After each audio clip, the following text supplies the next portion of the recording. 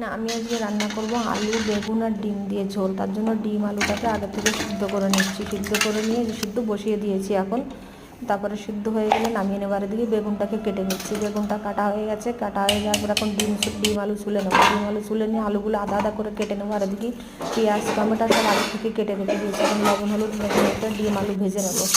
ডিম আলুটাকে ভাজা হয়ে গেলে তুলে রেখে দেবো। তুলে রেখে দেওয়ার পরে বেগুনটাকে ভেজে নেবো।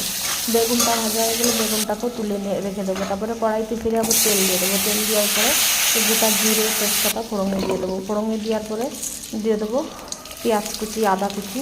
তেলের পরে দিয়ে দেবো রসুন থেকে দিয়ে একটু কষাই নিয়ে পেঁয়াজ কুচিগুলো একটু লাল লাল করে ভেজে নেবো। ভেজে নেওয়ার পরে গুঁড়ো মশলাগুলো দিয়ে দেবো, জিরে আর দিয়ে দেবো আদা বাটা আর রসুন বাটা দিয়ে কষাই নিয়ে টমেটো কুচি দিয়ে দিলাম। এখন আলু ডিমটাকে ঢেলে দিয়ে নাড়াচাড়া করে কষাই নেবো। জল দিয়ে দেবো। জল যখন জাল উঠে যাবে তখন ভাজা বেগুনগুলো ঢেলে দেবো। তখন ধনেপাতা কুচি দেবো, গরম মশলা গুঁড়ো দেবো, কারি রেডি।